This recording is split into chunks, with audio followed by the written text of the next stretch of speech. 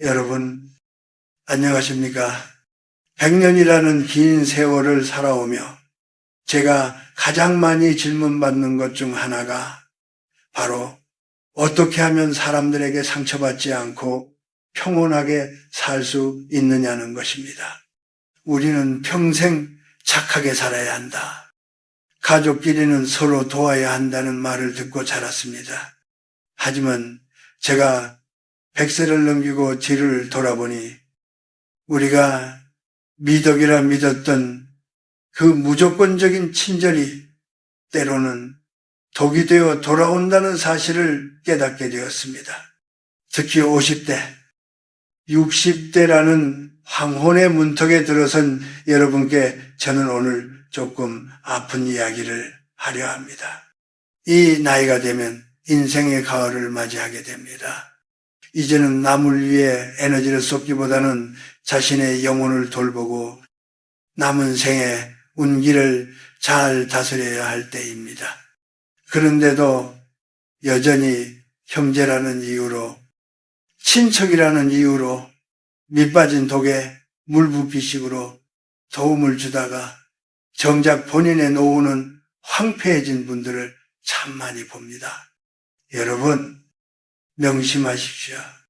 이빨 없는 친절은 선함이 아니라 자기 학대입니다.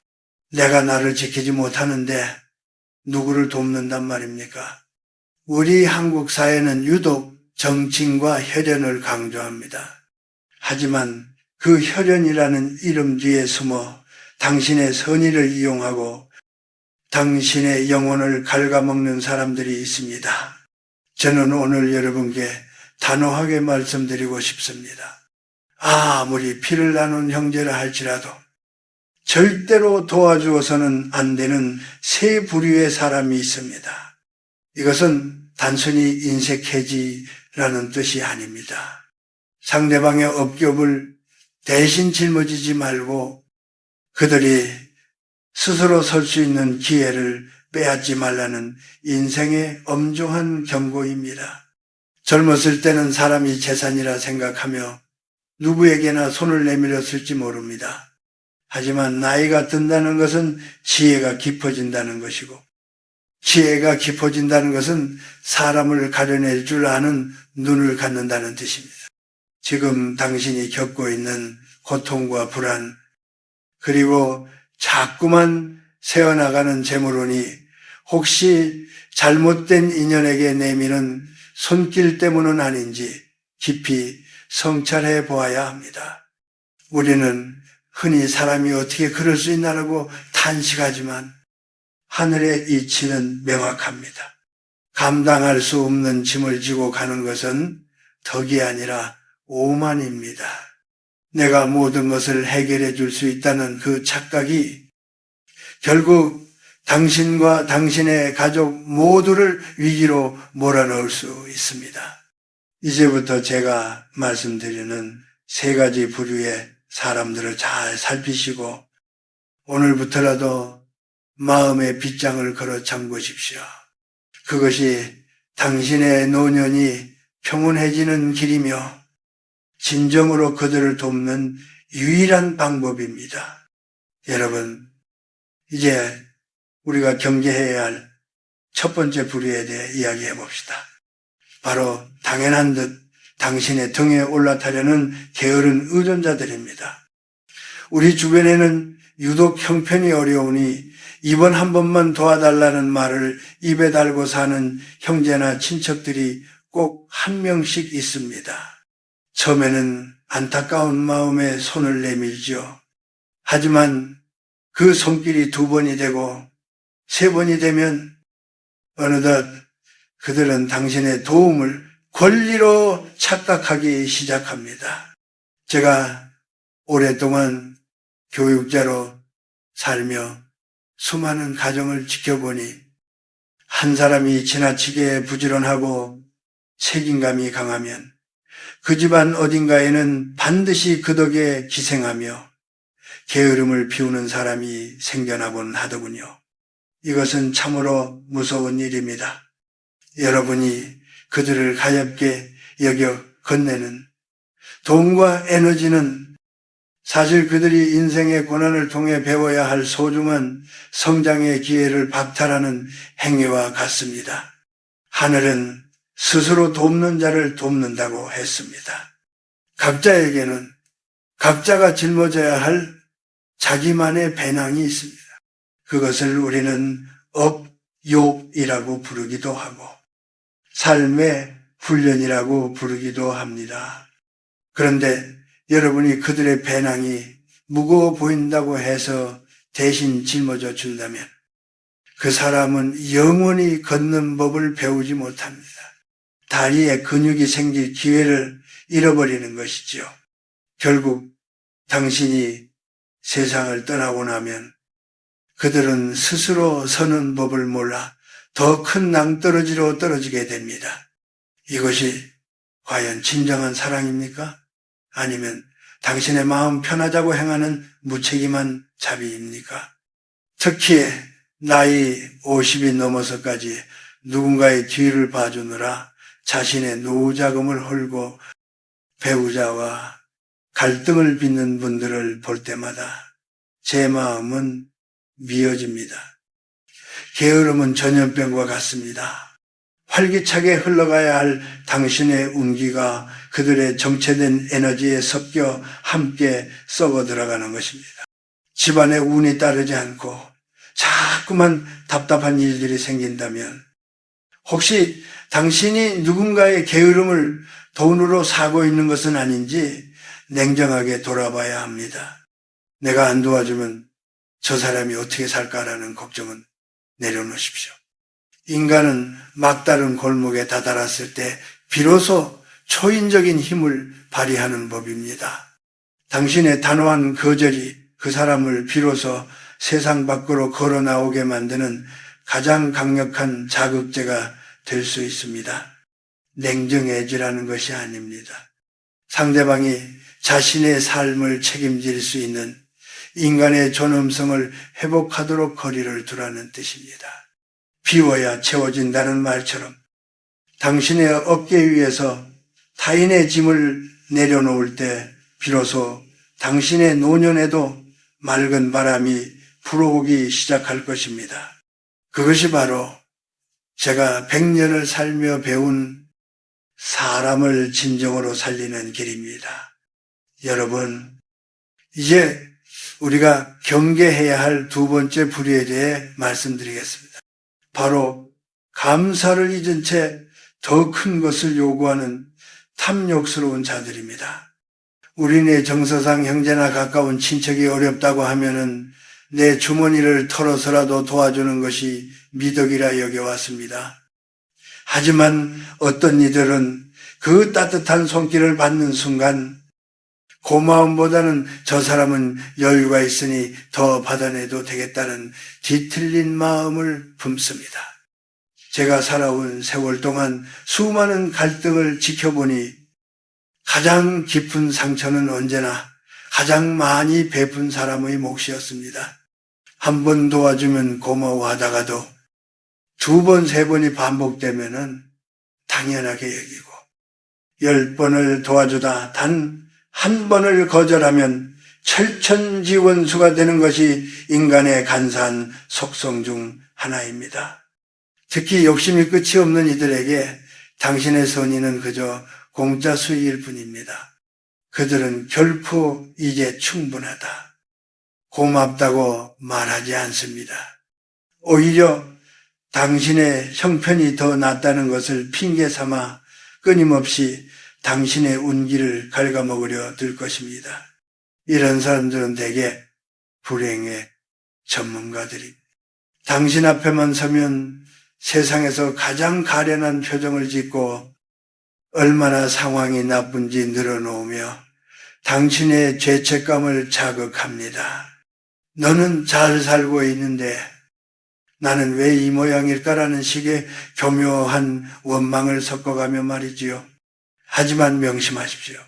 그들의 가난과 불행은 당신 때문이 아닙니다. 그것은 그들의 선택과 습관이 만들어낸 결과입니다. 그런데 왜 당신이 그 무거운 짐을 대신 지고 죄인처럼 살아야 합니까?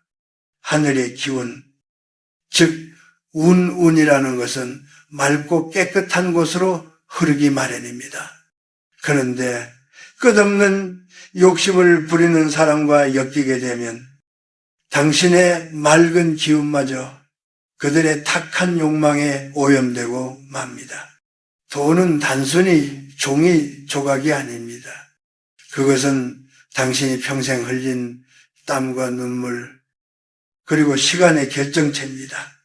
그런 소중한 에너지를 밑빠진 독에 물 붓듯이 낭비하는 것은 당신의 삶에 대한 예의가 아닙니다. 나이가 들수록 우리는 자신의 영적 공간을 지켜야 합니다. 누군가 당신의 친절을 이용해 자신의 배를 불리려 한다면 그것은 혈연을 넘어선 약탈입니다.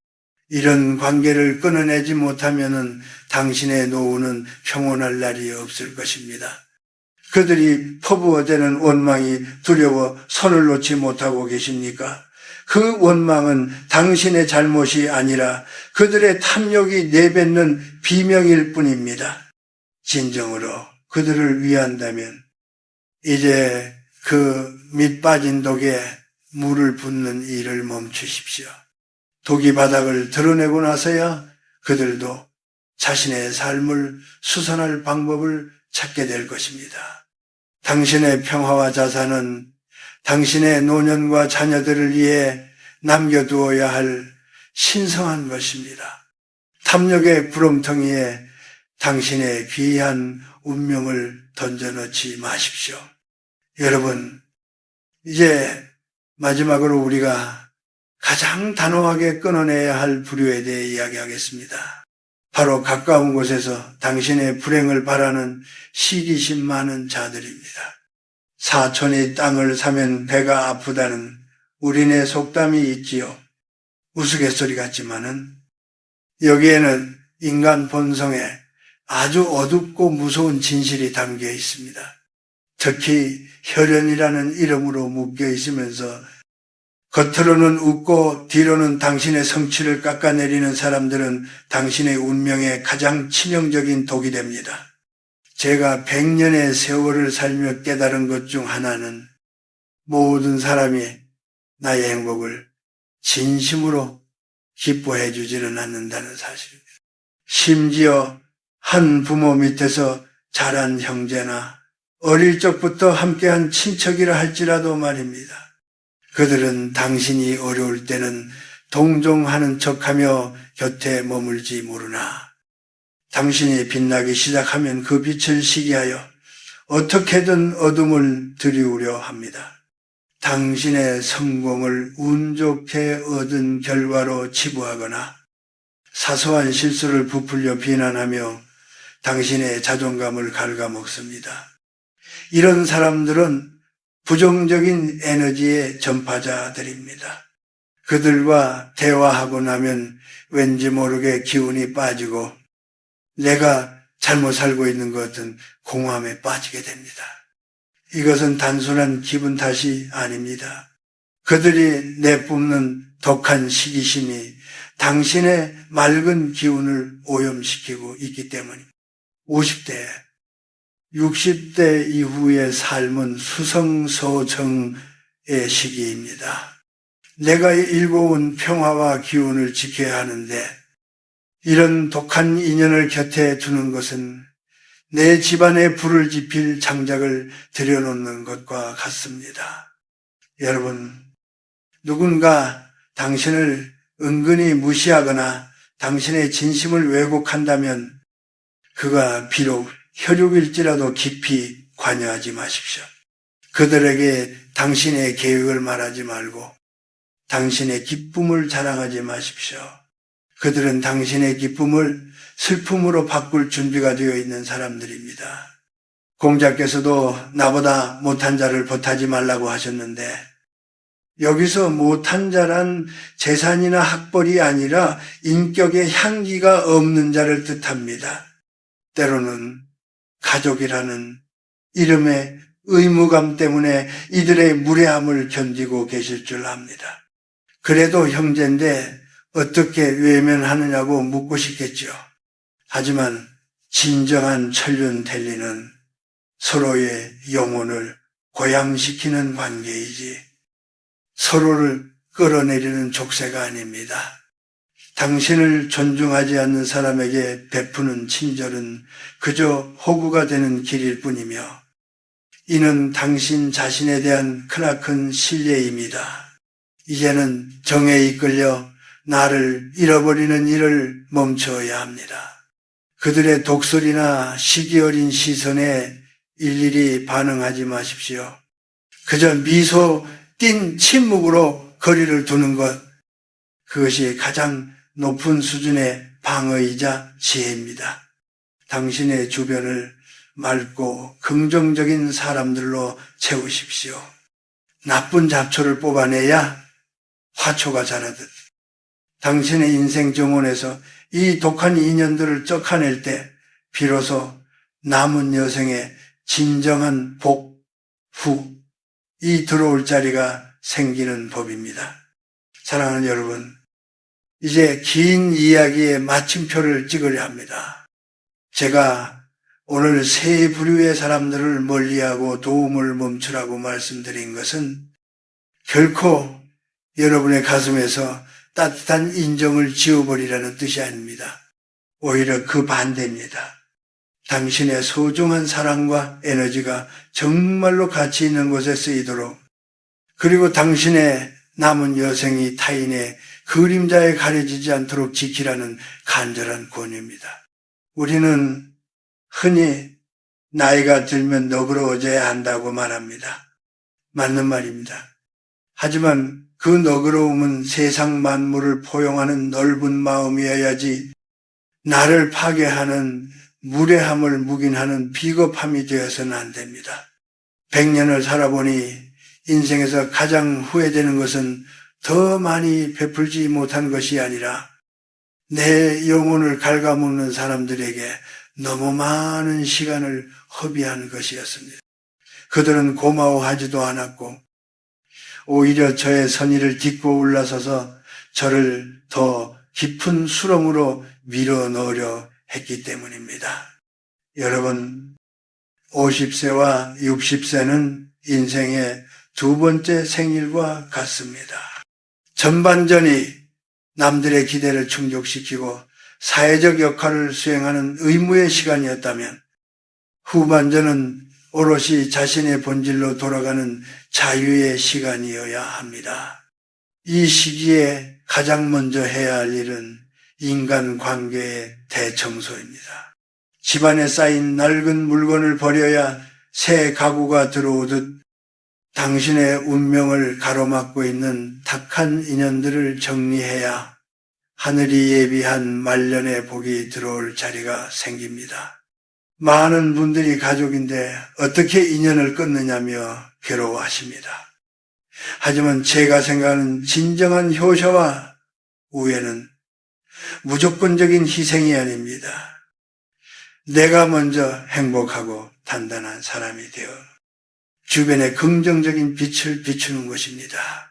내가 빚더미 안고 정신적으로 피폐해지면서까지 누군가를 돕는 것은 결국 두 사람 모두를 파멸의 구렁텅이로 몰아넣는 동반 자살과 다를 바 없습니다. 때로는 냉정한 거절이 상대방에게는 스스로의 삶을 되돌아보는 준엄한 축비가 됩니다. 그들이 고통을 느끼게 두십시오. 그 고통이야말로 그들이 인간으로서 성장하기 위해 반드시 치러야 할 대가입니다. 이제는 착한 사람이라는 감옥에서 걸어 나오십시오. 남의 눈치를 보느라 하고 싶은 말을 삼키고 내 형편보다 과하게 베풀며 속으로 멍이 드는 삶은 이제 끝내야 합니다. 당신이 거절했을 때 떠나갈 사람이라면 그는 처음부터 당신의 진심을 사랑한 것이 아니라 당신의 이용 가치를 사랑한 것입니다. 그런 인연은 일찍 끊어질수록 당신의 인생의 이득입니다. 진정한 인연은 당신의 거절조차 존중하며 당신의 형편을 먼저 헤아려 주는 법입니다. 저는 매일 아침 눈을 뜨면 오늘도 내 마음의 밭을 잘 가꾸게 해달라고 기도합니다. 마음의 밭에 잡초가 무성하면 아무리 좋은 씨앗을 뿌려도 꽃이 피지 않습니다. 당신의 시간을 뺏고 감정을 소모하게 하며 돈을 갈취하려는 자들은 당신의 밭을 망치는 잡초들입니다. 그들을 뽑아내는 것을 두려워하지 마십시오.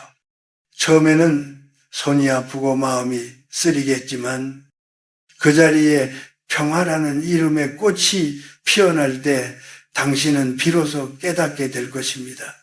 아, 진작 이렇게 살 걸.